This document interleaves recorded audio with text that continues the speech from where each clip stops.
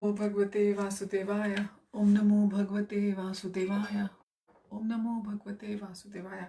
Welcome to today's reading from Brilliant as the Sun, a retelling of Srimad Bhagavatam Canto 5, the Universal Order. We'll be going to be reading from chapter 9, Jada Bharata. Mukam karoti vachalam, pangum langhayate girim, yat kripa tamaham bande, Shri Gurum Dinatarinam, Paramananda Madhavam, Shri Chaitanya Ishwaram, Hari Om Tat Sat. Chapter 9, Jada Bharata, verses 1 and 2. Shukadev continued, in his next life, Bharat took birth as the son of a good-hearted Brahmin in the dynasty of sage Angira. Bharat's father was a self-realized soul, learned, gentle, self-controlled, charitable, self-satisfied, tolerant, non-envious, and always serving Krishna. He had 9 qualified sons by his first wife, and by his younger wife he had twins, a boy and a girl. Bharat was the male twin.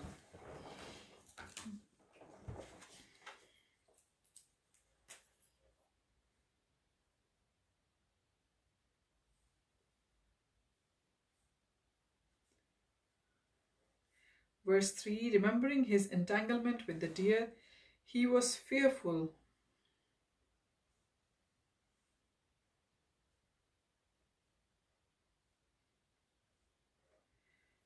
that he might again deviate from his spiritual life. He therefore presented himself as a dull, deaf, and mute, and he became known as Jada, or mad. He only wanted to associate with pure devotees of Vishnu and acted as if stupid to discourage others from speaking to him. Within himself, he always meditated on Krishna and chanted the Lord's glories, verses 4 and 5.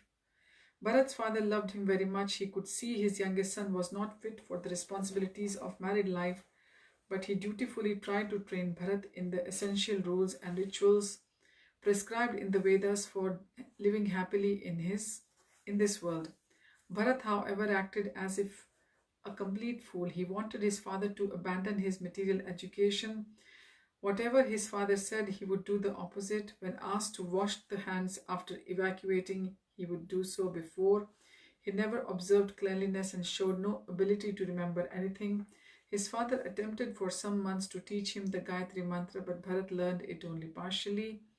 Verse 6, Bharat's father loved him more than his own life. He patiently persisted in his efforts to train his son in the rules and regulations of Brahmacharya ashram, cleanliness, study of the Vedas, regulative principles, service to the Guru, and the method for performing a fire sacrifice.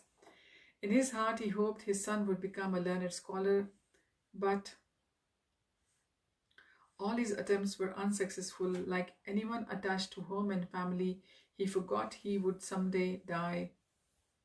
Death, however, did not forget. At the allotted time, death unexpectedly took Bharat's father.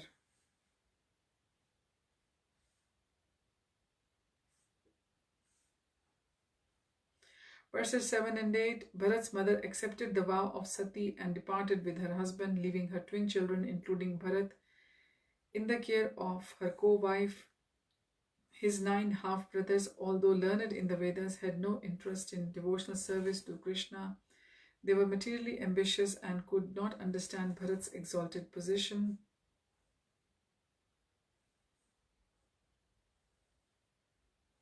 They gave up trying to teach him, considering him a worthless fool. Verses 9 and 10.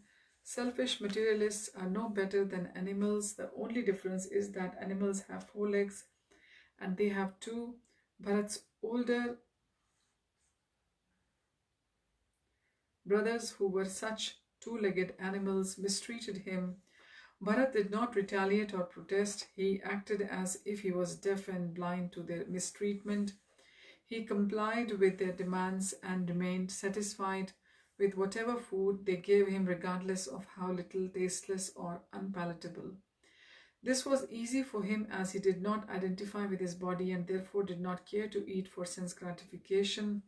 He was unaffected by material happiness and distress because within his heart he was tasting the sublime bliss of connection with Krishna. In all the seasons, he covered his strongly built body with only a ragged loin cloth and a soiled sacred thread. The bare earth was his bed. Unlike his brothers, he never smeared oils on his body or took a bath. No one could recognize his spiritual advancement and knowledge, just as a valuable gem covered in dirt is unrecognized. Instead, people would mock him, calling him a Brahma Bandhu, a fallen member of the Brahmin order. Insulted and neglected by materialists, he passed his days unconcerned. Verse 11. His half-brothers took advantage of his willingness to work for a little food.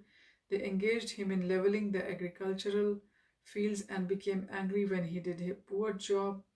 Bharat, however, never became angry nor held a grudge, even when they only gave him broken rice, oil cakes meant for animals, rice chaff, worm-eaten grains, or burnt grains stuck to the pot. He gladly accepted whatever they gave him. Verses 12 to 15. One day his brother sent him to guard their paddy field from deer and wild pigs. Close to where he sat was a gang of thieves. The leader worshipped goddess Kali, and he wanted to offer her a human sacrifice in the hope she would grant him a son. A dull person he had captured to offer as a man-animal had escaped.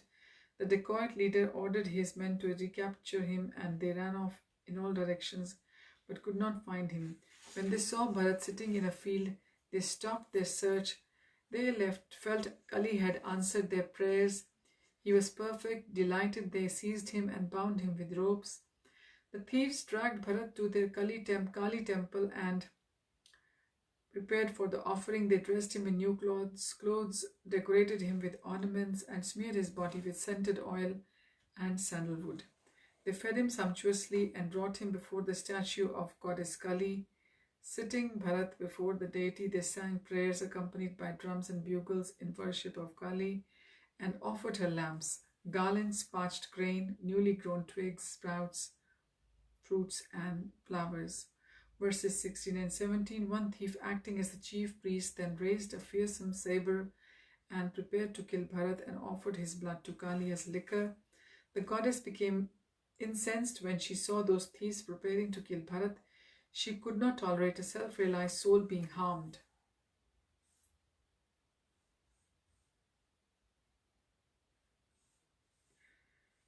He was born in a Brahmin family, envious of no one and auspicious for all, as he always meditated on Krishna. A deity form burst asunder, and she emerged from it, her body burning with an intense and intolerable effulgence. Verse 18. The infuriated goddess was fearful to behold. Her eyes flashed with anger, and she gnashed her sharp, crooked teeth. She shrieked violently as if she were preparing to destroy the entire creation. Accompanied by witches and female demons, she leapt up from the altar and, snatching the sword with which the dacoits intended to kill Jada Bharata, she immediately decapitated the rogues. She and her associates became intoxicated, drinking their frothing blood, and sang and danced as they played ball with the bandits' heads. A cry of horror rose from some sages. Verse 19. Shukadev turned to them and said, anyone who out of envy offends a great devotee can expect a severe punishment. What of Bharat? Asked Parikshit. How was he coping in this situation? Verse 20. Like you, Bharat was always protected by Vishnu.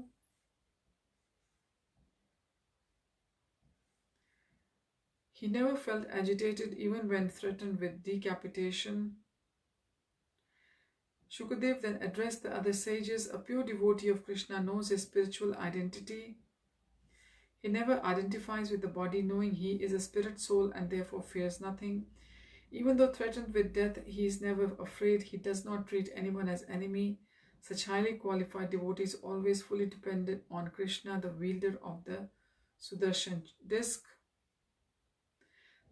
And Krishna is eager to protect them in all circumstances. Parikshit folded his palms and said, please tell me more about the great soul, Bharat. And with this, we conclude the 9th chapter, Jada Bharat.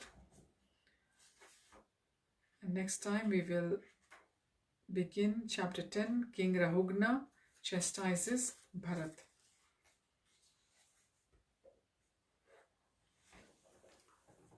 Hare Om Tat Sat.